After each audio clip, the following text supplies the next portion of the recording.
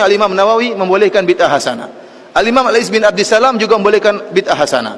Al-Imam Syafi'i juga membolehkan bid'ah hasanah. Tetapi bid'ah hasanah yang dimaksud oleh mereka, para imam, bukan yang dimaksud oleh masyarakat umum.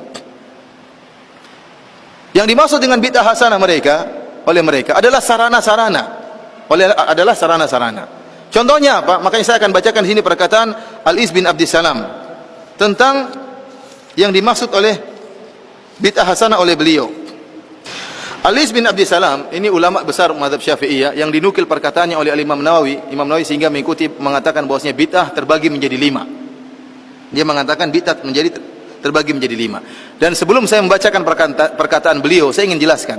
Yang dimaksud dengan bid'ah hasanah oleh para ulama Syafi'iyah adalah hal-hal yang berkaitan dengan sarana, bukan ritual. Contohnya mereka mengatakan di antara bid'ah hasanah, bid'ah yang wajib atau bid'ah yang mustahab, contohnya bikin jembatan.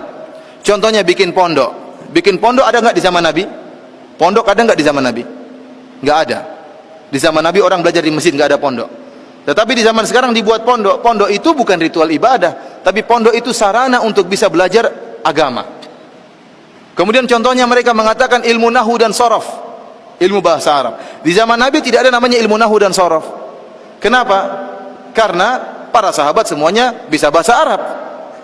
Yang butuh dengan ilmu nahwu dan sorof adalah kita-kita ini yang bahlul tidak tahu bahasa Arab. Makanya harus belajar ilmu nahwu dan sorof. Ini tidak ada di zaman Nabi, namun ada di zaman sekarang. Dan ini bukan ritual, tapi dia merupakan sarana untuk bisa memahami bahasa Arab. Contohnya lagi ilmu jarh wa ta'dil. Ilmu jarh wa ta'dil adalah ilmu untuk mempelajari dan mengetahui kredibilitas para perawi hadis. Hadis diriwayatkan oleh para perawi. Kita harus tahu bagaimana kredibilitas para perawi ini.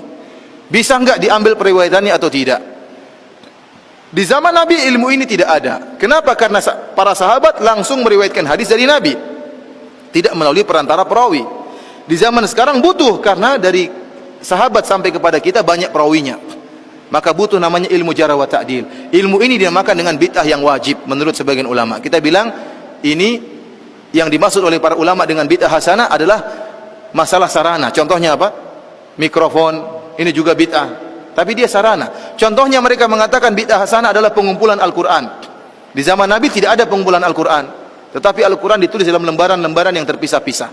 Di zaman Abu Bakar ada ide untuk mengumpulkan Al-Quran lembaran-lembaran tersebut. Dan ini disebut dengan bid'ah hasanah karena di zaman Nabi tidak ada. Tetapi pada hakikatnya dia bukan ritual ibadah, tetapi dia sarana untuk mempelajari Al-Quran. Maka butuh lembaran-lembaran tersebut dikumpulkan. Karena yang disebut dengan bid'ah hasanah oleh sebagian ulama adalah masalah sarana-sarana, bukan ritual. Kalau ritual seperti tadi, sholat raghaib, sholat malam nisfu Sya'ban, tambahan wa barakatuh, mengangkat jenazah sambil berzikir, ini diingkari oleh Imam Nawawi, disebut dengan bid'ah yang mungkar. Sebagian orang-orang Indonesia tatkala melihat ternyata sebagian ulama Syafi'iyah membolehkan bid'ah hasanah, mereka salah paham. Mereka menyangka bid'ah hasanah yang dimaksud kreasi sebebas-bebasnya.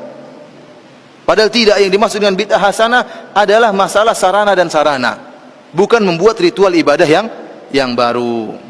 Ya. Karena lihat, tatkala Imam Al-Iz bin Abdissalam mengatakan bid'ah terbagi menjadi bid'ah yang wajib, bid'ah yang haram, bid'ah yang mandub, dan bid'ah yang makruh, dan bid'ah yang mubah. Jadi bid'ah ada berapa? Wajib, mustahab, kemudian makruh, haram, dan mubah. Ada 5 macam bid'ah. Kemudian beliau menyatakan ada beberapa contoh bid'ah yang wajib, kata beliau. Yang pertama, berkecimpung dalam ilmu nahwu, yang dengan ilmu tersebut dipahami perkataan Allah dan perkataan Rasulullah. Hal ini hukumnya wajib. Menjaga syariat tidak mungkin kecuali dengan ilmu nahwu. Contoh kedua adalah menjaga kata-kata yang asing, yang gharib. Jadi di zaman Nabi tidak ada penulisan kata-kata gharib. Jadi ada bahasa Arab, bahasa yang luas. Dan Nabi dan para sahabat mengerti bahasa Arab dengan detail. Kemudian berlanjut dengan berjalan waktu, sebagian ulama pengetahuan tentang bahasa Arab berkurang. Oleh karenanya bahasa Arab yang susah-susah harus ditulis, dikumpulkan supaya orang tidak lupa. Pengumpulan tulisan bahasa-bahasa Arab yang susah ini dianggap bid'ah yang wajib oleh Al-Iz bin Abdissalam. Ini ritual ibadah atau bukan? Bukan, dia bukan ritual, tapi hanyalah sarana untuk menjaga syariat. Contoh ketiga, bid'ah yang wajib adalah penulisan usul fikih. Usul fikih juga tidak ada di zaman Nabi, tetapi dia bukan ritual ibadah. Ilmu usul fikih adalah ilmu untuk mempelajari penunjukan bahasa-bahasa Arab. Di zaman Nabi tidak perlu, karena para sahabat sudah ngerti bahasa Arab dan penunjukan bahasa Arab tersebut. Ini ilmu bukan ritual ibadah, bukan suatu ritual, tetapi sarana untuk bisa mempelajari agama.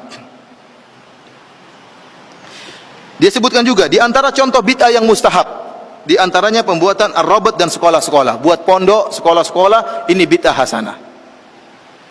Bid'ah yang mustahab. Dari sini ikhwani fillah wa akhwati fiddin azanillahu iyyakum, kita paham ternyata meskipun sebagian ulama Syafi'iyah membolehkan adanya bid'ah hasanah, namun bid'ah hasanah yang mereka maksudkan tidak sebagaimana yang dipahami oleh banyak orang, sehingga mereka menyangka boleh berbuat kreasi dalam ibadah sebanyak-banyaknya. Ini tidak dibenarkan, ya.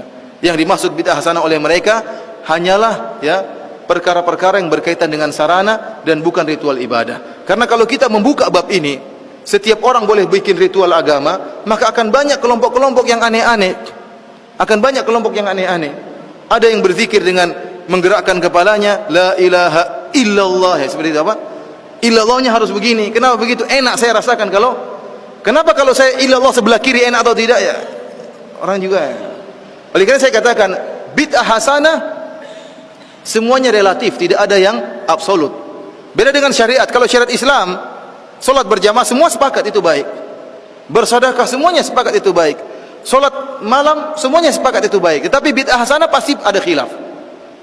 Contohnya seperti kalau bid'ah hasanah, kenapa dikatakan relatif? Karena dia baik menurut sebagian orang, menurut kreator bid'ah tersebut baik, tapi menurut yang lain tidak baik.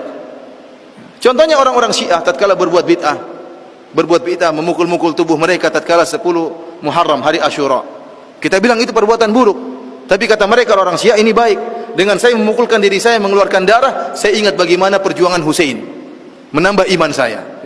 Nah sekarang repot, kita mau larang bagaimana? Kita bilang nggak baik, menurut dia baik. Dan kita punya kaidah sama-sama boleh bikin kreasi. Kalau kita punya kaidah boleh berbuat kreasi sebebas-bebasnya, maka kita tidak akan bisa mengingkari siapapun dalam berbuat bid'ah. Kalau tadi ada yang bilang la ilaha illallah gini, kita bilang kenapa kamu zikirnya kayak gitu? Kan susah kalau di kamar bisa kejedut kepalanya. Dia bilang ini enak kalau saya, illallahnya enak digoyangkan. Berarti kalau saya illallah belok kiri boleh enggak? Kalau ke belakang illallah enak enggak, ya? Seperti itu, ya. Akhirnya orang bebas saja mau berzikir. Mau bikin zikir apapun, bikin ibadah apapun enak.